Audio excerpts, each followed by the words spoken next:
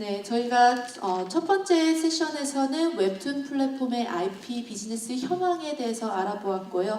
이제 저희 세션 2에서는 웹툰 IP 활용 사례들을 알아보았습니다. 그래서 이제 리얼라이즈 픽처스의 원동현 대표님께서는 역대 한국 영화 흥행 2위라는 실적을 거둔 신과 함께를 제작하셨으며 또 봄팩토리의 오강희 대표님께서는 지난주에 막 촬영을 시작하셨죠. 네, 김비서가 왜 그럴까라는 작품을 활용하고 계십니다. 그리고 마지막으로 저희 배승일 대표님께서는 게임과 함께 콜라보를 이루고 계신데요. 이에 관련된 질문 허심탄회하게 해주시기 바랍니다. 네, 저희 배틀 강하게 간접으로 세웁니다. 배틀 엔터테인먼트 질문이 있는데요. 제가 처음 오늘 알게 됐는데 이 서브컬처를 하시는 게 되게 흥미롭게 다가오거든요. 게임 외에 다른 어떤 컨텐츠 중에서 서브컬처적으로 활용할 만한 것이 있다고 생각하시는지, 그래서 배틀 코믹스가 그런 쪽으로 좀 진화하는 것도 그리고 계신지. 네, 뭐 사실 서브컬처라고 하면 뭐 연예인 팬덤이라든지 이쪽들이 훨씬 더 강할 것 같습니다. 다만 이제 저희가 이해하는 서브컬처 쪽의 코드가 게임과 많이 관련돼 있다 보니까 저희는 이제 e스포츠 쪽으로 사업 방향성을 추가로 진행을 하고 있고요. 서브컬처라는 게 되게 말이 좋아 서브컬처지 정말 큰 영역인 것 같습니다. 네. 네, 서브컬처 분야가 방대한 만큼 이에 대한 활용 사례도 굉장히 무궁무진하게 많아질 것 같습니다. 네, 다음 질문 계속 이어서 받도록 하겠습니다.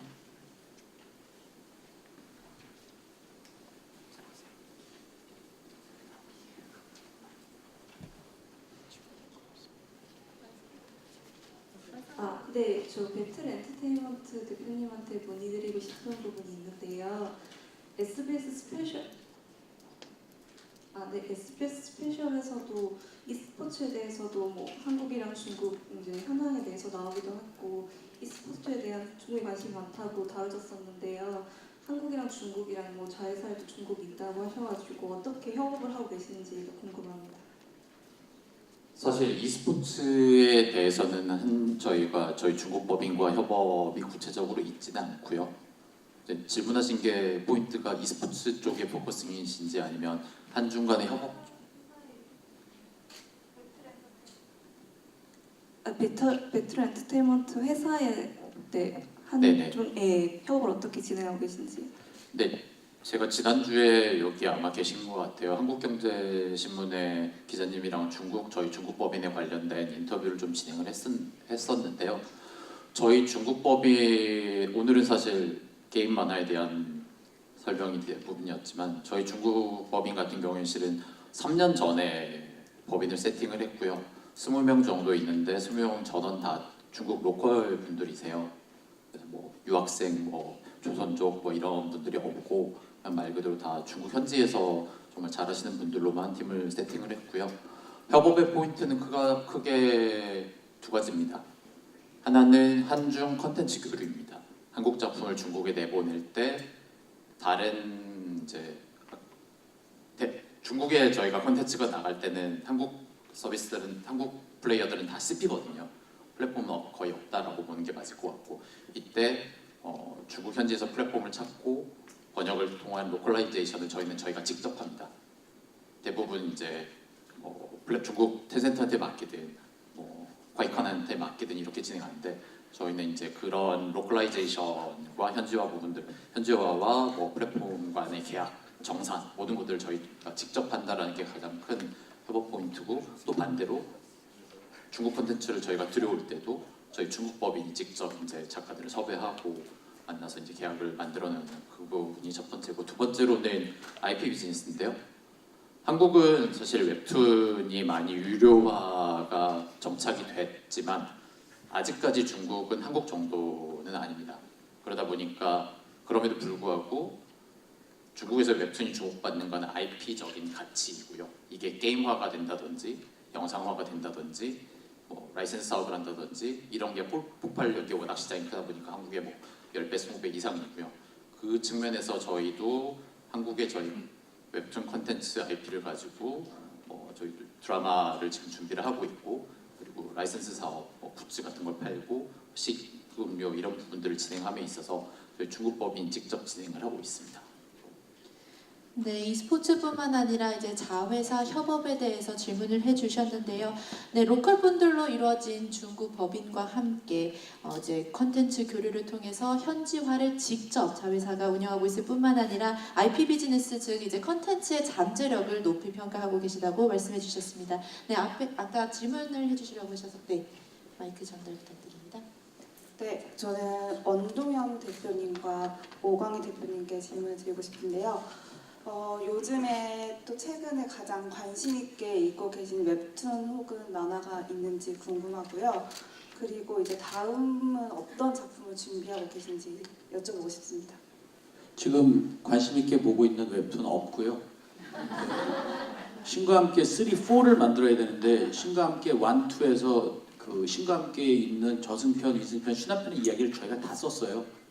다 써가지고 지금 완전히 3, 4는 이제 거의 스피노프 개념으로 해서 그 이야기를 만들어야 되기 때문에 저희가 지금 이제 출발을 해서 지금 이야기의 가닥을 어떻게 잡아야 되느냐가 지금 너무너무 고민스러워가지고 그래서 이제 그 부분에 지금 매진하고 있고 그다음에 이제 저희가 아까 말씀드린 대로 드라마 준비하고 있기 때문에 그 드라마하고 신과 함께 3, 4 그래서 한국에서 한번 정말 제대로 된 프랜차이즈 무비를 한번 만들어보고 영화 좀 그만 만들려고 지금 생각하고 있습니다. 저는 웹툰은 뭐 거의 상시 보고 있고요. 근데 작품을 하고 싶어서 본다기보다는 사실은 정말 개인적인 재미 또는 새로운 소재 이런 것들 때문에 지금 많이 보고 있고 제 특성상 웬만한 로맨스물 웹툰들은 거의 다 본 것 같아요. 근데 한국은 드라마는 로맨스가 가장 강력한 장르인데 웹툰은 사실은 좀 다른 장르들이 더 강세를 보이는 것 같아요. 제가 봤을 때는 저는 개인적으로 유태호 작가님 작품은 거의 다 봤고요. 그분이 갖고 있는 어떤 캐릭터적인 부분들 그런 부분은 뭐 거의 한국에는 지금 뭐 영화, 드라마, 음악, 뭐 만화에서 최고의 크리에이터들이 지금 웹툰에 있다고 저는 생각하고 있어요.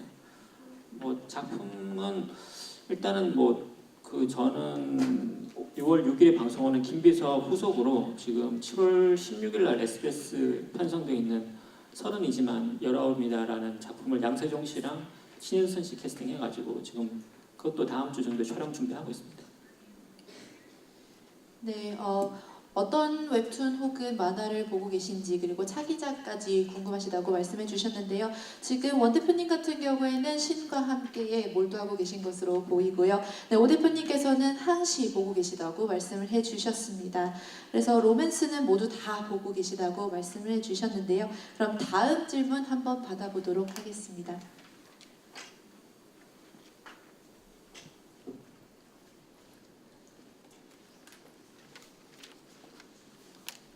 네, 저는 원동현 대표님한테 질문드리고 싶은데요. 진짜 신과 함께 IP가 영화가 되면서 우리나라 콘텐츠 시장에 웹툰 비즈니스적으로도 또 영화 시장으로도 이제 충격으로 다가온 그런 이제 결과물들이 되게 많이 있거든요. 그래서 너무 궁금한 게 아까 한국 최초의 프랜차이즈 영화라고 말씀 주셨는데 그런 1, 2편, 3, 4편이 또 인기가 끌면 그 다음에 다른 스토리로 7, 8, 9, 10 이렇게 계속 프랜차이즈를 해보실 생각이 있으신 건지 그거랑 그리고 1, 2편 같이 제작했던 것처럼 3, 4편도 같이 제작을 하실 건지 약간 이런 거랑 그 다음에 아까 드라마를 작업을 좀 하신다고 그랬잖아요. 근데 이제 아무래도 새로운 거를 이제 많이 하시니까 이 드라마화 시키는 거를 기존 한국 드라마랑 비슷하게 지금 뭔가 작업을 하시는 건지 아니면 뭔가 한국에서는 여지까지 보지 않았던 아까 외국계라고 살짝 얘기를 하셨던 것 같은데 좀 새로운 방식의 드라마를 좀 구상하면서 작업을 하고 계신 건지 그런 것들이 좀 궁금합니다. 네, 저랑 뭐 작업도 같이 하셨던 분이기 때문에 잘 아시겠지만 제가 그 일관성 있게 일관성이 없습니다. 그래서 제 별명이 번복원이기 때문에 지금은 3, 4편까지 하고 신과 함께는 그만하자라는 생각을 했는데 또 그 생각이 또 5, 6편, 7, 8편으로 갈지 안 갈지는 잘 모르겠는데 지금 김용화 감독이랑 같이 논의하는 과정에서는 3, 4편도 같이 찍자입니다.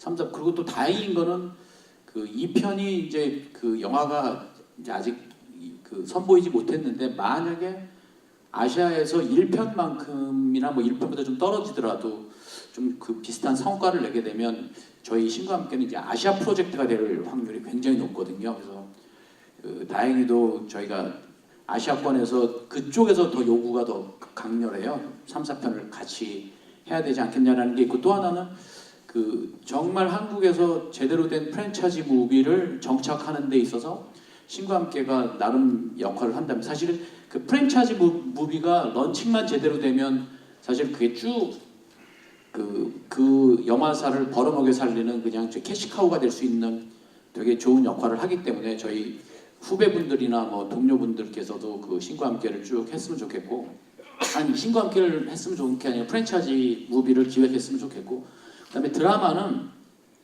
저희가 갖고 있는 기본 제작비가 아마 우리나라의 그 공중파가 됐건 케이블이 됐건 간에 거기서 아마 그 감당이 그 뭐 해외 판권을 팔고 뭐 광고를 완판을 시켜도 저희 제작비를 아마 감당하기가 어려울 거기 때문에 아마 한국하고는 저희가 한국이 싫어서가 아니라 저희가 갖고 있는 그 컨텐츠의 속성상 한국에서 제작하기는 제가 볼 때 거의 불가능해 보이고 그래서 외국계 회사들이 아직 결정된 건 없고요.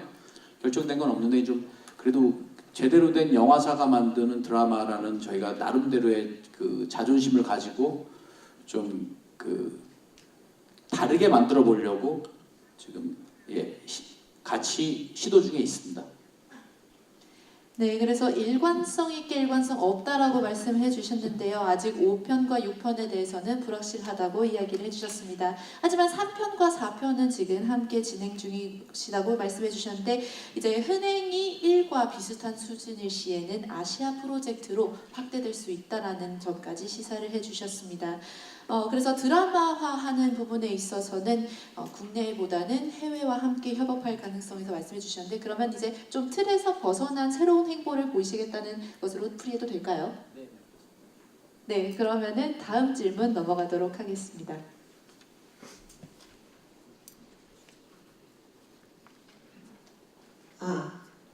네.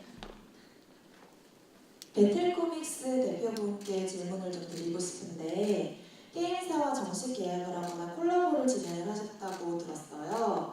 그러면 게임사로부터 어느 정도의 자료를 받아서 어떻게 그거를 좀 활용을 하는지 게임사와 어느 정도로 상호작용을 주고받는지를 좀 알고 싶습니다.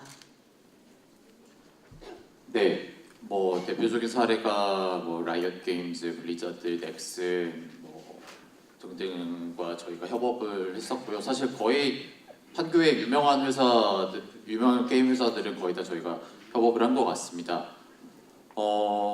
기본적으로 저희 신작 게임이냐 아니면 인기 있는 기존 게임이냐에 따라 다른 것 같습니다. 기존 게임 같은 경우에는 특별히 저희한테 뭔가를 제공해주기보다는 이미 유명하고 그 컨텐츠를 그릴 작가들이 플레이어거든요. 그래서 그 게임을 너무 잘 알고 있기 때문에 특별히 무언가를 자료를 전달받거나 이러지는 않고요.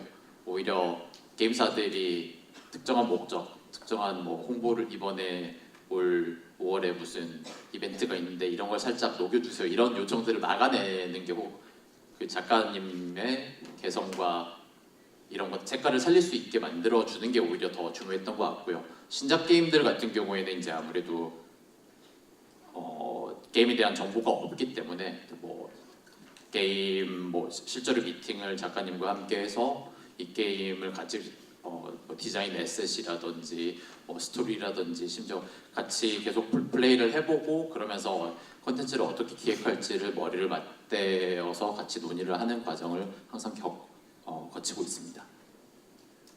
네, 게임사의 자료를 얼마나 활용하냐라는 질문에 있어서는 이제 이미 기존의 기본의 작품 같은 경우에는 이미 인지도가 그만큼 쌓였기 때문에 작가들이 지도하에서 이제 게임사의 목적을 녹여내는 정도로 진행이 되고 있습니다. 그리고 신작 같은 경우에는 최대한 많은 소통을 통해서 계획을 함께 하신다고 이야기해 주셨습니다. 네, 다음 질문 이어가도록 하겠습니다. 네, 맨 뒤에 계신 분께 마이크 전달해 주시기 바랍니다.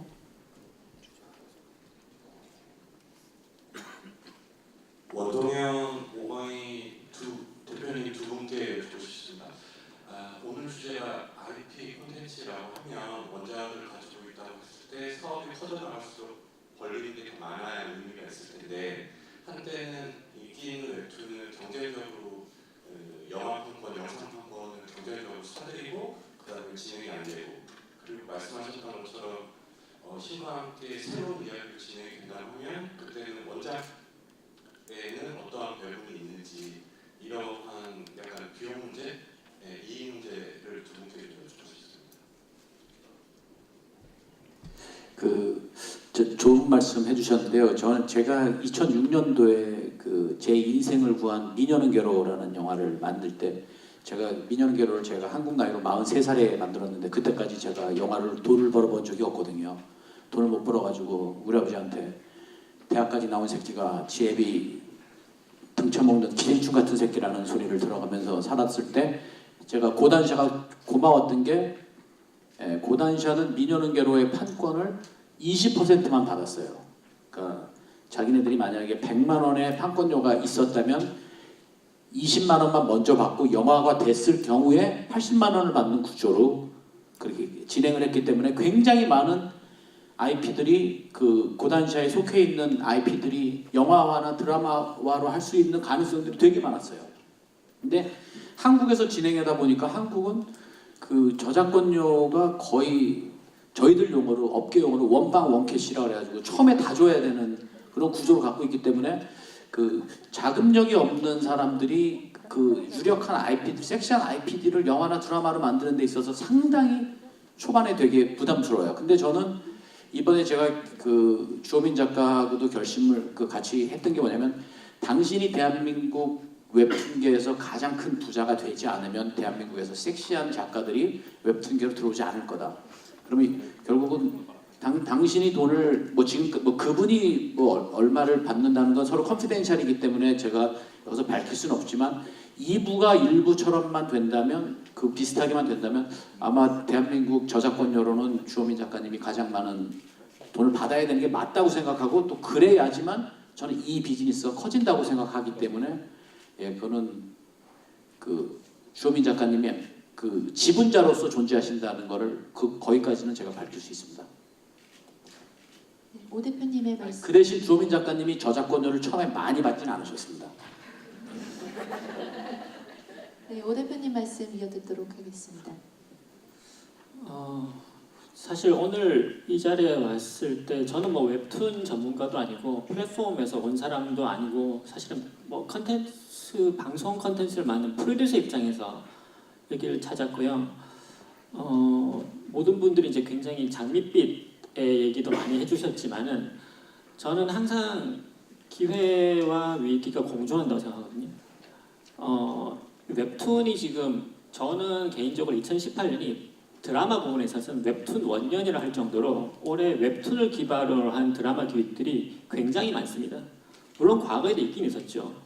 치즈 인 더 트랩도 있었고 화백의 신부도 있었고 다 있었지만은 올해는 제가 봤을 때 약간 걱정될 정도로 웬만한 네이버 다음에 조금 인기 있는 작품들은 이미 다 원작을 다 사간 상태예요. 그러니까 입도선매식으로 그리고 금액도 굉장히 높습니다. 근데 그런 부분은 제작을 한 입장에서는 초반 개발 리스크가 더 높아진다는 걸 의미하거든요. 사실은 웹툰 이전에도 IP 기반 비즈니스는 있었어요. 헐리우드에서도 100년이 넘는 헐리우드 역사상에서도 웬만한 헐리우드의 유명한 소설들, 원작들은 헐리우드에서 이미 다 거의 싹쓸이하다시피 해가지고 다 기획 개발하고 있어요. 근데 그것들이 다 영상화되고 프로젝트가 됐느냐? 절대 그렇지 않습니다. 사실은 겉보기에는 굉장히 화려해 보이는 헐리우드 뒷면에는 그들이 개발에 실패한 원작들, 작가 계약들을 다 까서 회계 처리기 시작하면은 스튜디오 웬만한 회사는 다 거의 적자가 부도가 날 정도로 그 부분 다시 되게 심각해요. 근데 제가 이 말씀을 드리는 이유가 뭐냐면은 영화는 좀 다를 수 있어요. 영화는 기본적으로 박스오피스를 노리고 가는 거기 때문에 개발비가 좀 높아도 여기서 커버가 되거든요. 근데 드라마는 사실은 한정적인 어떤 비즈니스 구조 안에서 매출을 내야 되는 부분이고 또 드라마하고 영화하고 이 원작을 다루는 부분에서 굉장히 큰 차이가 있는 게 영화는 감독의 예술이라고 보통 얘기하지만 드라마는 작가의 예술이에요. 그러니까 한류를 지금 이끄는 사실 K 한류를 이끄는 투톱이 K-팝과 K-드라마로 저는 생각하고 K-드라마는 사실은 도깨비 했던 김은숙 작가나 별그대 했던 뭐 박지은 작가나 그리고 뭐 저랑도 굉장히 일을 많이 했지만은 그 미나미신 했던 홍자매 작가 이런 슈퍼스타 작가들을 의존해서 이 K-드라마가 잘 된 부분이 굉장히 큽니다. 근데 그 슈퍼스타 작가들 또는 어느 정도 급이 있는 작가들은 사실은 원작이 있는 작품들 별로 하고 싶어 하지 않아요. 그건 저작권 문제도 있고 여러 가지 권리 문제이기 때문에 가급적이 웹툰을 쓰는 거에서 탑 작가는 거의 다 피해가려고 하는 편이에요. 그 말인 즉슨 뭐냐? 최고의 크리에이터들이 개발 단계에서 웹툰을 개발하는데 참여하기 굉장히 힘들다는 얘기예요.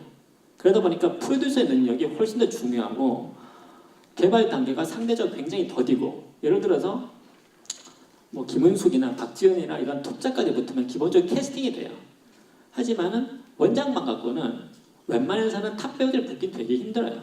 거기에 강력한 작가, 강력한 연출 또는 강력한 프로듀서가 뒷받침되지 않으면은 원작만 갖고는 사실은 쉽지 않은 상황이 되고 그 말인즉슨 뭐냐면은 우리가 말하고 있는 이 와중에도 원작 개발 리스크의 실패 사례가 계속 쌓여가고 있다는 상황이 쌓여가고 있거든요. 이것들이 누적이 되면은 사실은 제작사들이 야 이미 개발 단계에서 웹툰 원작 사는 데서 1억씩 2억씩 갖다가 퍼부어야 되는 상황이에요. 여기 지금 작가를 투입해야 된다. 그러면은 드라마 제작사 입장에서는 그 전에 경험해보지 못했던 리스크를 갖다가 안고 들어가는 부분이 분명히 생겨요. 그러다 보니까 이걸 갖다가 이 리스크를 어떻게 해칭할 것인가요? 그래서 사실은 플랫폼, 원작자 그리고 제작사들이 굉장히 많은 얘기를 하고 있는데 사실 이런 면에서는 영화와 드라마는 좀 다른 것 같아요. 제가 봤을 때는.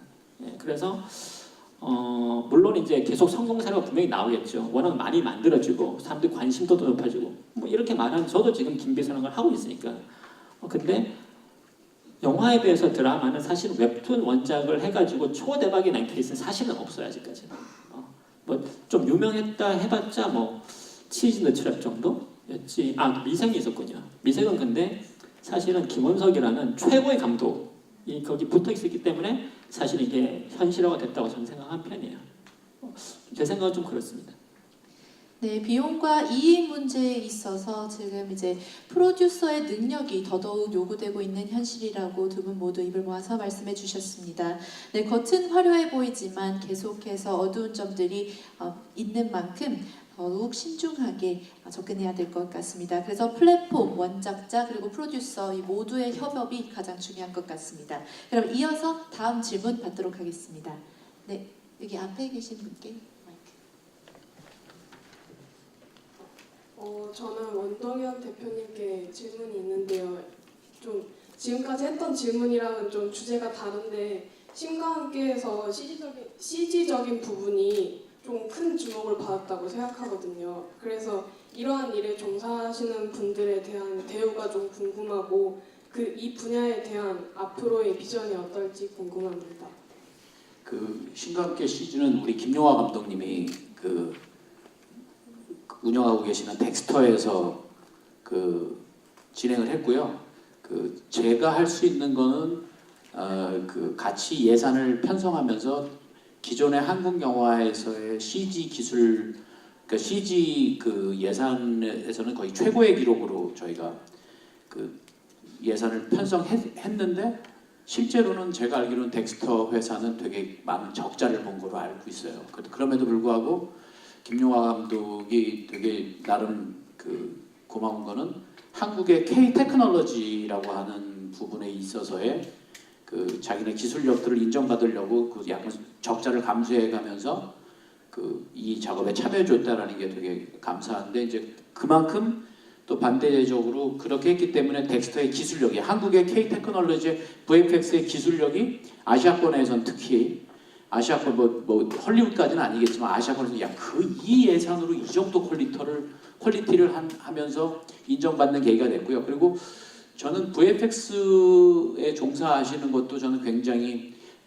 비전 있는 포텐셜이 있는 선택이라고 보여집니다. 그러니까 지금 그 한국 영화가 됐건 뭐 헐리우드 영화가 됐건 모든 영화가 이제 VFX의 비중이 점점 높아지고 지금 사실 영화계 화두가 주당 근로 시간이 이제 주당 52시간을 넘길 수가 없는 이제 이런 근로기준법을 엄격히 적용해야 되는 상황에서 이제 굉장히 많은 영화들이 다 스튜디오 촬영으로 들어올 겁니다. 그러니까 저희가 그 로케라든지 오픈해서 촬영할 수 있는 여건 자체가 거의 되게 된 나머지는 전부 다 VFX로 그러니까 VFX의 비중이 점점 높아질 수밖에 없는 상황에서 크리에이티브 있는 역량이 있는 그 VFX 종사자들이 훨씬 더 많이 필요로 하기 때문에 저는 되게 비전 있는 분야라고 저는 개인적으로 판단하고 있습니다.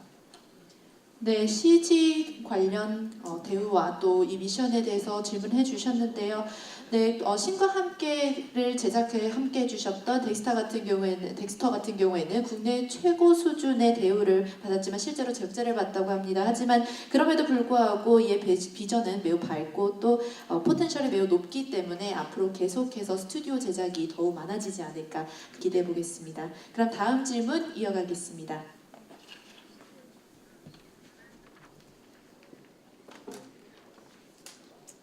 안녕하세요.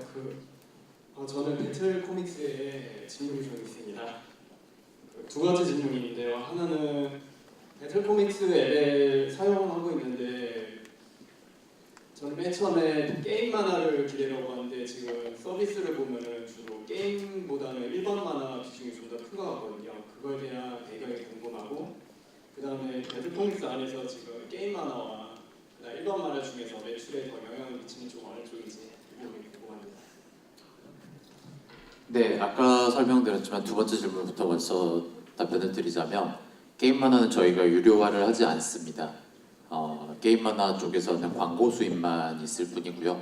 그 비중은 당연히 콘텐츠를 돈을 주고 사는 거에 비해서는 훨씬 적은 상황입니다. 다만 게임 만화 같은 경우는 저희의 오리진이기도 하고요. 또 이만큼의 많은 트래픽을 모을 수 있었던 근간에는 게임 만화가 있기 때문에 그런 의미로서 지금 계속 활용을 하고 있고요. 아마 저희 배틀코믹스 유저신 것 같은데 독자신 것 같은데 저희가 게임만으로 시작했던 거는 사실 3년 반 전이에요. 그리고 지금 현재는 그 계속해서 회사가 변해가고 있고 서비스도 약간 살아 숨쉬는 생물이기 때문에 계속 변해가고 있습니다. 그래서 저희 독자분들에게 또 일반 게임 만화뿐만 아니라 일반 만화라는 표현도 좀 웃기긴 한데 저희만 배틀코믹스에서만 쓰는 표현이에요. 네, 그냥 창작 만화들도 더 좋은 콘텐츠로 보여드리기 위해서 좀 UI라든지 이런 부분에 있어서 좀 집중적으로 배치를 하고 있는 상황입니다. 네, 감사합니다. 잠시 말씀드리겠습니다. 리얼라이즈 픽처스의 원동현 대표님께서 뒤에 녹화 일정 때문에 먼저 인사를 드려야 될 것 같습니다. 네, 인사드리기 앞서 마지막 소감 한마디 부탁드리겠습니다. 어쨌든 K 웹툰으로 살아났습니다. 거의 죽을 뻔했다가 K 웹툰으로 살아났기 때문에 저는 정말 미력 하나마 K 웹툰이 한국에서도 자리 잡고 세계적으로도 인정받는 데 있어서 정말 제가 할 수 있는 역할이라면 저는 앞으로 K 웹툰을 끝까지 지지할 것이고 K 웹툰을 끝까지 성원할 것이고 K 웹툰을 끝까지 사랑할 것입니다. 예, 많은 발전 있기를 바랍니다. 감사합니다. 네, 수고해주신 리얼라이즈 픽처스의 원동현 대표님께 다시 한번 큰 박수 부탁드립니다.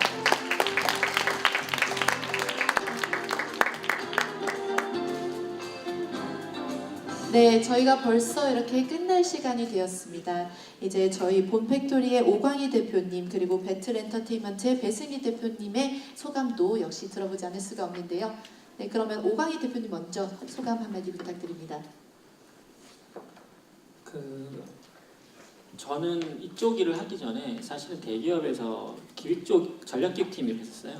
그리고 그 전에는 이제 컨설팅 일도 했었고 그러다 보니까 이제 굉장히 다양한 산업들 저는 컨설팅 했었을 때는 반도체, 석유화학 이쪽 담당이었으니까 지금하고는 전혀 다른 일 했었어요.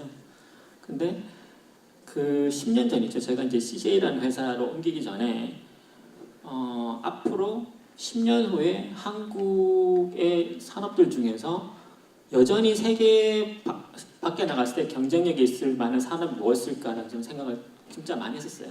당시에 삼성의 반도체라든지 SK IT라든지 자동차라든지 다 했었지만은 저는 그 당시에 진심으로 한국이라는 나라가 앞으로 10년 후에도 경쟁력을 가질 수 있는 거의 유일한 종목이 저는 컨텐츠 사업이라는 생각을 했고 지금도 그 믿음이 점점 더 굳어지고 있어요, 사실은.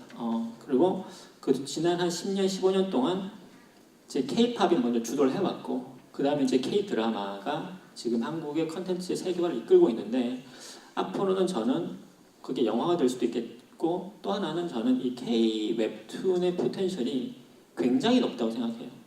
저 며칠 전에 이제 일본에서 한국 웹툰을 서비스하는 일을 이제 하고 있는 분을 한번 만나서 얘기했는데 일본은 사실은 이 만화 문화가 뭐 아시다시피 막강합니다. 그 저변이 크리에이티브적인 측면이 정말 한국을 훨씬 뛰어넘는 그런 부분도 있지만은 그들조차도 이제는 이 웹툰의 세상이 너무 많이 바뀌었고 단행본 위주에서 지금 모바일 위주의 어떤 웹툰으로 돌아가고 있어서 지금 일본의 만화 시장도 굉장히 충격을 많이 받고 있다고 얘기를 하더라고요.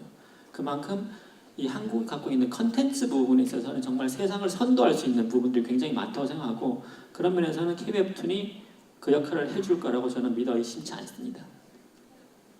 네, 배틀엔터테인먼트. 네, 감사합니다. 배틀엔터테인먼트의 배승희 대표님.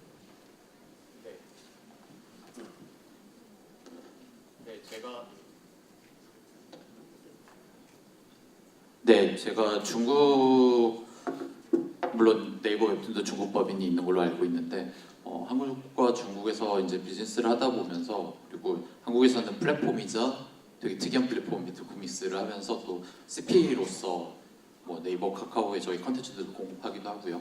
이러면서 사실 요즘 많이 위기감을 느낍니다.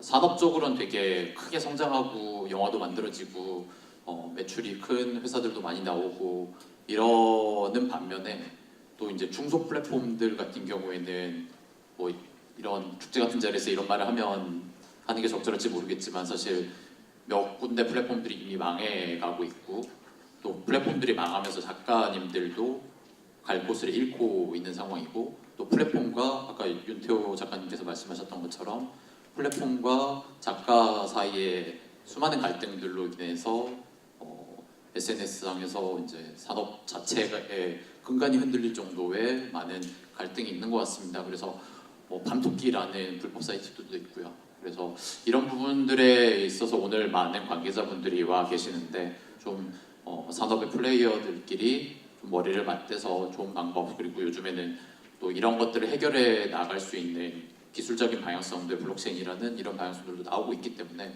이런 것들을 뭐 여기 계시는 관 그리고 기업들 그리고 독자님들 모든 생태계 구성원들이 좀 머리를 맞대어서 좋은 방향으로 이 문제를 풀어가고 또 진짜 K-드라마, K-뷰티, K-팝 이후에 K-웹툰이라는 좋은 콘텐츠가 정말 나왔기 때문에 이걸 잘 살릴 수 있는 방향으로 좀 나갈 수 있었으면 좋겠습니다. 감사합니다.